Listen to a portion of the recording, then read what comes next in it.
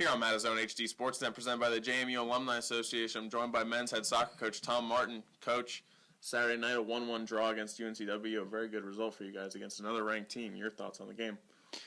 Very good result against a good team, and probably a deserved result for both teams. I really don't think anybody had the upper hand in terms of a chance to win it, but it was a great environment. The weather was good. We had a good crowd. I think it was the biggest crowd in the CA that weekend, and we played well. Yes, we had chances to steal the game at the end and win it, but Wilmington probably could say the same thing at different points in the game. But a good night against a very, very good team, and the kids played well. Last week, obviously, the 1-0 win at Delaware and then the draw against UNCW, both those efforts earned Joe Viner Rookie of the Week. Bjarke Steinson was Co-Player of the Week. Finally, some weekly awards. Bjarke really did a number on both Guillermo Delgado and Jamie Dell, conference's two leading scorers. What did you see from him this week? I mean, obviously he made. Well, I thought Bjarke played really well. He's our leader at the back, and he's vocal in his own way, but he's not your baseball catcher who just never shuts up or buttons it up. But he leads by example more than anything else, and he's our organizer. But in all fairness, Bjarke did a good job. But the other three guys on the field with him did just as good of a job because both of those players move around. They're mobile players. They don't just park it in the middle. It's not that Bjarke has them the whole time. He leads the group in terms of picking them up and defending them, and they make Bjarke's job a little bit easier if they're not mobile. But once they start interchanging positions and moving around, then it's a collective effort, and it also includes the goalkeeper. I thought it was very deserving for Bjarke. Joe, on the other hand, scored the game winner at Delaware against a top 20 team. And Joe scored some very timely goals for us this year, down at Lipscomb to beat them when they were undefeated, against Penn State to get us a tie, and I think they're 4 or 5 in the country now.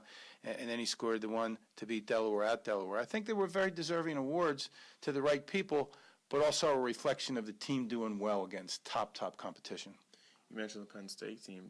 Their only blip on the schedule was the tie against James Madison earlier in the year. They were 10-0-1 entering this weekend. Yeah, that's an interesting game, Hindsight's always right. Mm-hmm. We'd always like to have a couple things back we could redo or approach it a little bit differently from a strategy standpoint, from a tactical standpoint. And there's some things in the Penn State game we look at that were very good for us, a couple of mistakes. But that's a game, using hindsight, we had them. And we didn't manage things and take advantage of it very, very well. But to show you how this team grows and how the process works, we've been able to manage those close games a whole lot better since that game and the UVA game. And that's part of the deal with a squad, a group growing as a team. You have to accept different roles. The situation in the game is always governed by the time of the game and the score of the game. That's what we refer to as the game situation. And you have to manage it a little bit differently. Are you chasing the game? Are you coming from behind? Are you trying to preserve a lead? Are you trying to be conservative and stretch the clock a little bit? Those are things that when you have a young, inexperienced team, and we have both this year. We do have a good senior contingent, but we've got a lot of freshmen who are contributing and a lot of inexperienced sophomores and juniors who are playing a lot. And for them to grow, they have to mature and learn how to manage games in that situation. And I think that's coming along with this group very well. Moving forward, the CAA standings right now are very tied together. A lot of teams right there with each other, and really any result can sway things pretty heavily.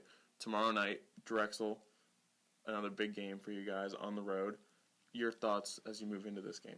Well, you're exactly right in terms of the conference, and the parity in the conference on our side, on the men's side, is always unbelievable, and that's why we're rated one of the upper echelon conferences in the country. Everybody takes turns, having a good year, having a down year, whatever you want to call it, and it all usually comes down to the last game or two of the season. Unlike basketball, only half the teams make the conference tournament, so you're exactly right. Any way you can salvage points, steal points, garner points, whatever label you want to put on it, it's just a great thing, and especially ones on the road. Drexel, defending conference champions, a good nucleus of players back. They play a very demanding out-of-conference schedule to get ready for the conference, and it'll be a very difficult game for us. We have been dealt a card where we've been at Drexel, I think, maybe 4 of the last 5 times we've played. With conference realignment, we've been up there quite a bit. That's the bad side. The good side is we know the environment, we know the atmosphere, we know the trip. We'll stay in the same hotels and eat in very familiar places. It won't be totally new to us.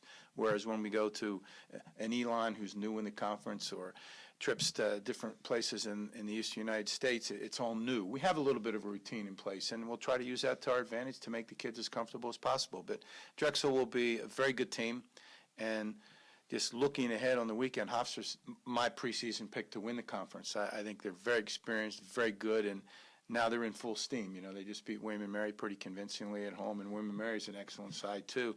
Probably what most people thought would be the 1-2 combination in the conference this year. So it doesn't get any easier for us, but we welcome the challenge.